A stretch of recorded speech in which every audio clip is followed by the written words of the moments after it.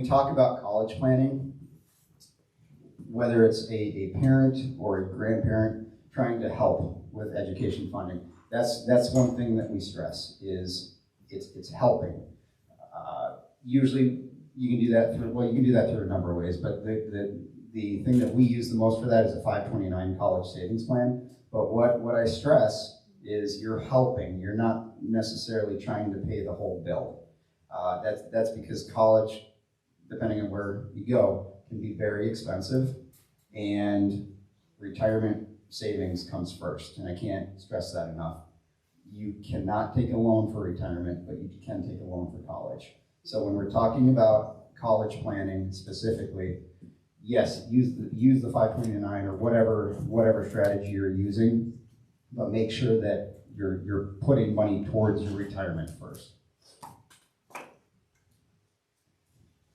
So we can go through and set expectations and identify concerns, and I've done that. Again, this is just an example.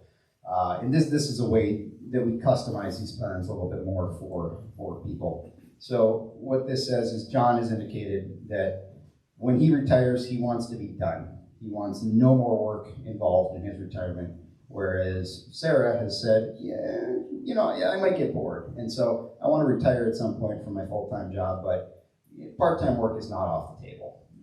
That can serve another purpose too. It can be a source of retirement income.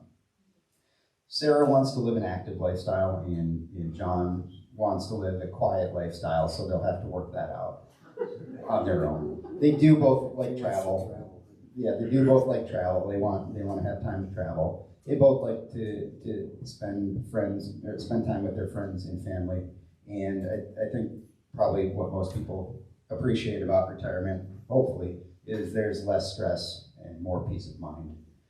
Some of the common concerns that we get when we talk to a lot of our clients, and specifically when we're talking about going into retirement, is not having a paycheck anymore, running out of money, and suffering investment losses. Has anyone ever worried about any of those things? Yeah.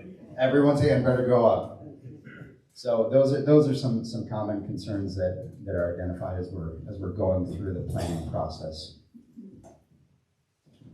Next, we're going to look at how long do John and Sarah, when do they want to retire, and how long does their retirement funding need to last? So what I can tell you is they want to retire, they told me anyway, they want to retire at 62 years old, both of them. So they picked that age because age 62, that's that earliest you can take Social Security. And that's what they intend to do. So they both want to retire at 62. That means John will be retiring a couple years ahead of Sarah because he's a couple years older. Now, one of the more difficult conversations we have is how long do we assume that your plan runs for, also known as how long you're going to live. And if we're talking about average life expectancy in Pennsylvania,